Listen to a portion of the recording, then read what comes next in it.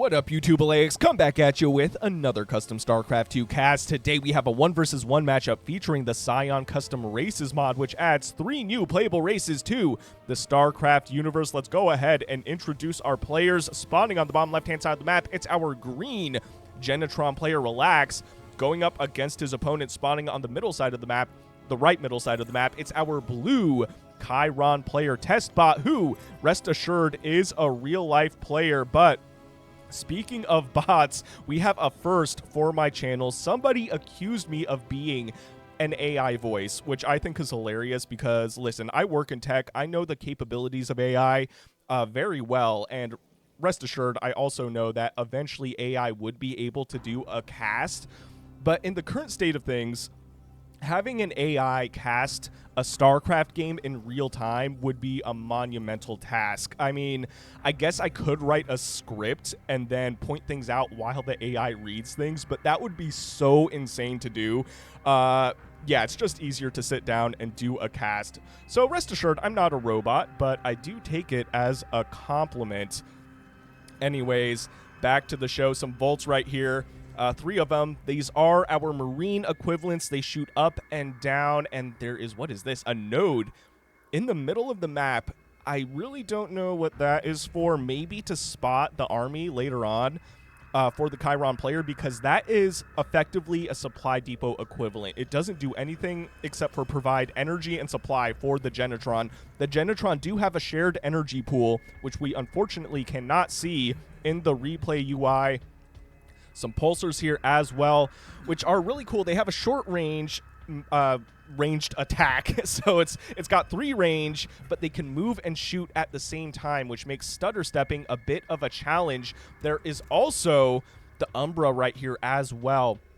So this thing comes out cloaked, but after attacking, it loses its cloak for 8 seconds, and then it cloaks again. It's like a guerrilla warfare unit. Really cool. The ward here as well, which maybe I'm crazy, but it looks different than what I remember. But maybe I just haven't seen one in a while. It does restore shields, and it has a shell dome ability as well, which is kind of like a mini force field, I guess, or a mini guardian shield for the Keiron. But that node doing exactly what Relax needed it to do, spotting the Keiron army. Relax in a good position to deal with this. The repulsor here as well, which is your anti-ground static defense for the Genetron. That shield going down virtually instantly from the ward, but the Genetron army running back a little bit, losing a few of those hornets, excuse me, which are our Banshee equivalent. And TestBot running into the mineral line for the natural base location, but stutter stepping himself into a corner and losing virtually everything. 5 workers going down, but I'm not so sure it was worth it. Looks like 1,400 resources lost for blue to only 775 for green. But the processor here flying across the map to get some more scouting information. Now the processor, this is a detection unit. It can also restore energy for units, I believe. Yep, right here, system recharge. So it's like an observer with more utility, but it cannot cloak. Oh man, these volts spotting it, but look at how fast this processor moves. We'll spot base number 3 for TestBot, and we'll fly home to safety. Meanwhile, some more units warping in right here. Now, one thing I will point out in a second is the macro mechanics for the Keiron. You might have noticed it already, but they do warp things in from their main mining structure, which in this case is the Citadel. Oh no, the processor going down to the laser beams of the volts. And what is this? Another node. So Relax, interestingly enough, using those nodes to spot his opponent. But yeah, so the macro mechanics, nice, good timing, are basically a mix between Protoss and Zerg. So you warp all these things in from your main mining structure, but you have your kind of macro structures, technically speaking, which provide you warp charges. So instead of larvae, you have warp charges, and then you warp things in around your main mining structure. I know, it sounds confusing, but I promise it's not. Anyway, oh wow. Yep. Keep in mind, these Umbras are cloaked up until now, taking out, I think, 3 more workers. So 8 workers total killed by our blue player, and the Umbras running away. They just need a few more seconds to cloak, and then they will be safe. And they do cloak the one in the back, losing almost all its shields, but will ultimately survive. More movement here as well for our blue Keiron player. Oh, dropping what appears to be a 4th base. Meanwhile, our Genetron player is currently on 3 bases. Taking a look at the units, 48 workers to 66 in favor for our blue Keiron player.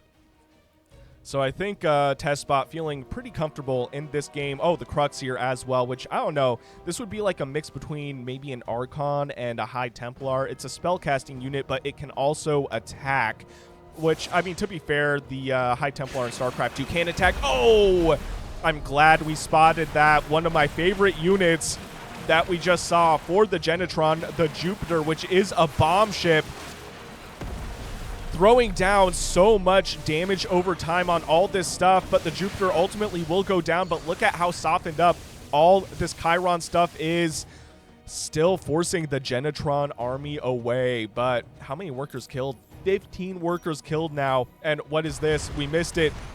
Looks like a drive-by of Spitfires as well. Our tier 1 units for the Genetron, so that is why so many workers went down. Looks like a multi-pronged attack from our Genetron player. Nullifiers being placed down for TestBot, which are anti-ground static defense. There are 2 kinds of static defense for both of these races, one anti-ground and one anti-air. And currently looks like all anti-ground for the time being. Oh, here we go. This is an interdictor.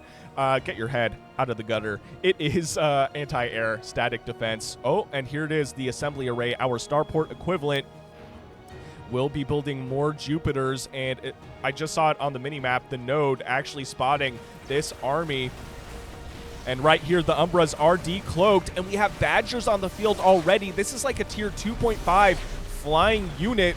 It does have, what is it, the Power Shell ability, which does allow it to convert all damage taken to energy. So it will just kind of drain energy instead of health when that is active.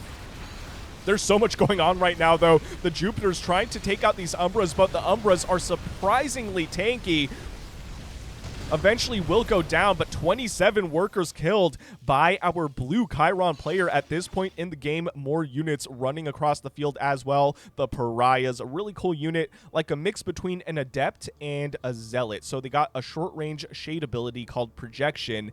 Hopefully we get to see it in action shortly because it looks so cool. Meanwhile, all this stuff for Relax, still alive, but did take some losses here just a moment ago. We'll see if the projection is used. It looks like it won't be used, but these repulsors softening up the army quite a bit, and the Jupiter throwing down a bomb on top of all those Pariahs, taking them out. So they did not use their projection ability, unfortunately for us. Let's take a look at the resources lost. 5,400 resources lost to 7,000 in favor for our green Genetron player. Taking a look at the units, 64 workers to 77 in favor for our blue Keiron player. And this is it, the Stratus. This is our anti-air static defense for the Keiron. And really, you know, a really cool fact about the Keiron is their flying buildings actually fly. It's sick, I know. Oh, and some Echoes here. Interesting. So the Echo is a unit that, in my experience, is used typically earlier on in the game because it's got a really unique kind of harassment mechanic where it doesn't kill anything. It just slows down production and movement to an infuriating degree, and eventually you can upgrade it to be cloaked. And yeah, if you don't have any detectors, you're basically just out of the game. This node, will it get canceled? Yes, it will, but it will spot some Keiron stuff. Another node here as well. So Relax, excuse me, really using these in a way I haven't seen before, which I kind of like because the Genetron, they built things like Protoss, so they can just warp things in, and that is it. The Harbinger here as well. A really cool unit that we don't see a lot of. Oh man, the Jupiter going down, but still throwing down some damage over time with its bomb. Now, the Echo does do anti-air damage. I forgot to mention that, but they're kind of, I don't know, I want to say on the squishier side. But the Badgers aren't really focusing this, but the Power Shell is active, and as you can see, It's just taking energy damage instead of actual damage. All this Keiron stuff going down. The Badger, such a goated unit, let's be real. But on the back of all this, looks like there was an attack at base number 4 for our Genetron player. This base will go down. 34 workers killed now by our blue Keiron player TestBot. Oh, here we go. Another bomb will land on 2 of these things, 2 of the 4, and the, oh man, I was going to say the Umbra's cloaking, but ultimately decloaking, taking out that repulsor, and this base will be queued up once again. I love it. There's a node here that just spotted all this stuff for TestBot. Oh, here we go, an inducer. So the inducer, it does look a lot like the ward, but it's basically a giant turtle, and its DPS is dependent on how far away it is from stuff, but it has ridiculous range. What is the range? Range 12, targets air and ground. Oh man, another big hit on those Jupiters. Now the Jupiter might seem broken, but it does require a lot of micro to keep alive. A Virtus tank here as well, going down. And another Jupiter. I love it. They cloak and speed up. Such a sick unit, man. One of the more unique units, I feel like, for the Genetron. These Badgers, though, pumping out a lot of DPS on what is this, base number 5. Meanwhile, some Umbras here, as well as some Bolts, ready to do some damage to the Genetron base, but also not moving because I think most of the micro right now is to keep this base alive. What is this, though? Another Badger here with 7 kills, out of range from the Stratus, and some movement here as well from these Keiron units. We have action all over the map. How many workers killed now? 42 workers killed by blue, 23 killed by green. The Jupiters, man, they are just everywhere, I feel like. Looks like this Badger going back home with 10 kills under its belt. This Umbra with 3 kills, this one with 1. A lot of the stuff getting cleaned up here, but man, I love this. Going for a lot of multi-pronged attacks. This base has gone down. It is queued up. These inducers, yep, as you can see, they shoot the energy ball, it goes to the unit, and then flies to their back. So the closer they are, the faster it attacks. Another base here for our Keiron player as well, kind of on the top middle side of the map. So much action all over the place. I probably would have died by now. I will be real with you guys. The Fixers here as well. The Fixers, these guys are cool. They do anti-ground attack. As you can see, weapon speed is 1.2, range 3. Damage is actually pretty good, 18 and 26 versus light with that +1 upgrade.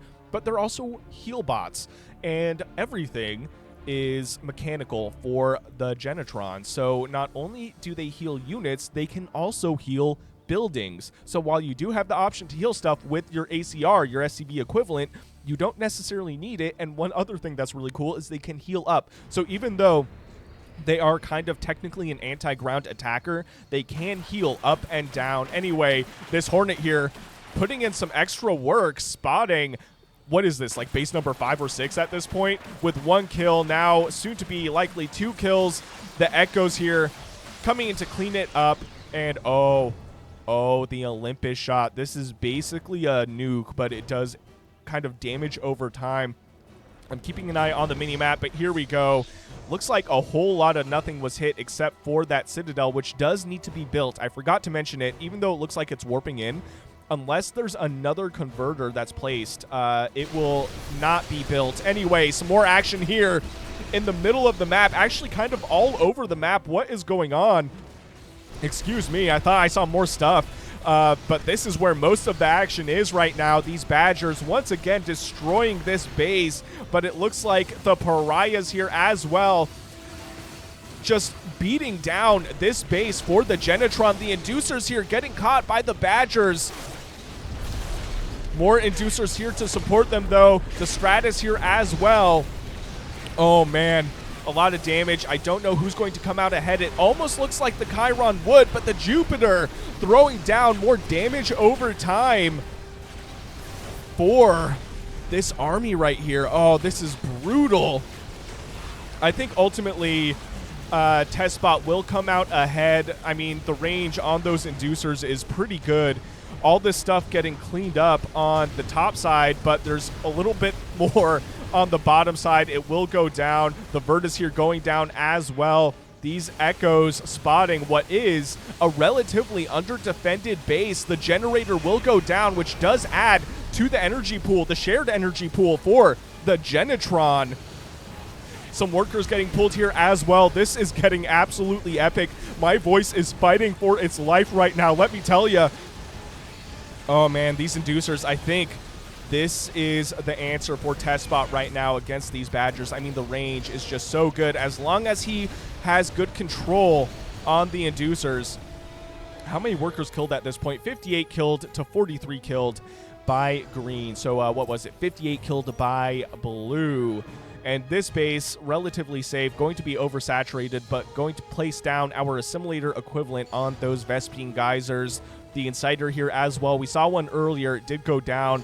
This thing is really cool because it's like a vehicle, right? But it can cliff jump, which is awesome. Oh man, the aesthetic of this mod is so dope. This is so cool to watch, and this game is getting absolutely epic. I mean, almost all the bases are taken with the exception of 4 bases on the top left-hand side of the map. Oh, and what is this? A Zenith. So, wait, do we have units that come out from the Zenith? Oh, we got a Titan right here. Where is it? Yep, so some Titans.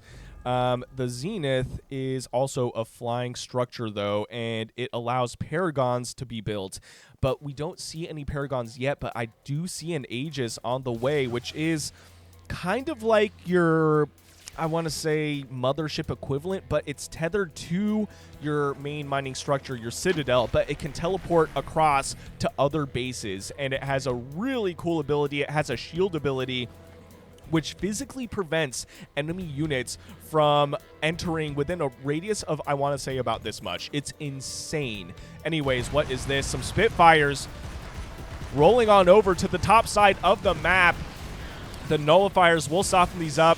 Looks like some Volts here as well to help defend against this, but the Spitfires will survive. What is this? Some Pariahs and Umbras moving to the top side of the map as well. I can't believe these Spitfires are still alive. That is crazy. No production to speak of right now for our Keiron player. Here we go. Finally, some more production. Formulators being built, which are our assimilator equivalent, as well as more converters, but that is it. Here we go. More inducers being warped in as well. I hope we get to see the Aegis in action. It is such a cool looking ability, that shield ability. And then Relocate is that ability I was talking about where it can teleport to other main bases. I don't know why I said main bases. Other expansions. It can teleport to the main base for sure, though. Oh, I like these as well. This comes from a structure called the Oculus. I'll try to point that out. This is basically permavision for the Keiron until the structure, which is the Oculus, is destroyed. Oh, here it is, the Oculus right here. So it's like a scan building, but its scan lasts forever, which is crazy. Oh man, this army though for the Keiron players looking mighty scary. Supply is in favor for our Keiron player as well. 152 supply to 166. But it was at 170 just a moment ago. Looks like an attack here as well. Oh man, will the Umbras be able to take out this building? I don't think they will. 61 workers now killed to 48 in favor for our blue Keiron player. Oh man. Here we go, the Titan, kind of like a Colossus equivalent. It shoots down only, but it's like a massive unit, massive anti-ground unit effectively, and some Paragons on the way as well. These are, it's safe to say, your tier 3 unit for the Keiron. This is like a battle cruiser. It does have Emissary Orb, which is kind of like a mini nuke. Really cool. Also, I forgot to point it out, but this Olympus shot comes from a building. So I'll try to point out that building in a second. The opponent can see this, though, so he knows what's going on. Forced to retreat. We got some more action here, though, on this base, and the Pulsar with 8 kills now. The ACR is building a repulsor, and the Badger coming in to defend against this. Let's see if we can find that Olympus. Here it is. This is the Olympus, and the shot is technically called discharge. Very, very cool. Kind of like a nuclear silo and nuke all in one. So you don't need you don't need a ghost or anything to call it down. You just call it down straight from the building, and that is it. Oh, the mole here in sensor mode. So subterranean sensors here. So this will basically be like a sensor tower, as you can see on the mini map. And the Echo with its like slowdown ability on top of all this stuff. Some action here though below all this. Now the Paragons, they have a kind of decent range. I mean, range 6 as opposed to 12 though for our inducers. And the Oculus here, I mean, this is not an ideal position to engage in for our Genetron player because, I mean, TestBot will see everything that's going on for his opponent until those oculi, I think oculi would be the right way to say it, until those buildings are destroyed. Anyway, I said the Echoes were squishy. I'm kind of eating my words because they're really not that squishy. They will ultimately go down, and this Echo right here is kind of chilling. It's in suspension right now, so shield restoration is disabled. So you have to, I guess, bring the unit close to a citadel, which I actually did not know was a thing. Maybe it's specific to the Echo, though. Oh, here we go. More Jupiters on top of all these Umbras. Now, the Umbras, like I said, relatively tanky. They will be able to take out this base potentially, but no, the army coming to save the day. This processing core, our command center equivalent, just barely surviving. I would love to see a repair on this before it goes down. It is dangerously close to dead. Will the hero Pariah take it out? There's no way. Oh, here we go. The repair bot, the fixer, keeping this alive, and it will out-heal it. Meanwhile, looks like the natural base location under siege by our Keiron player, and a lot of the production is here in the main base just up the ramp. If TestBot walks up there, I think it's safe to say he would likely win the game, but moving back home, realizing there's some movement here from the green Genetron player. The Paragons, though, so beefy. I mean, they're taking a lot of damage, to be fair, but they will just barely survive. Looks like Relax throwing out the Russian equivalent of GG, giving the victory to our blue Keiron player. What a sick game. Big shout out, by the way, to all my members and patrons. I really appreciate the extra layer of support. If you guys enjoyed what you saw, please consider shooting me a like and subscribe. I would greatly appreciate it. And I'll see you guys on the next one.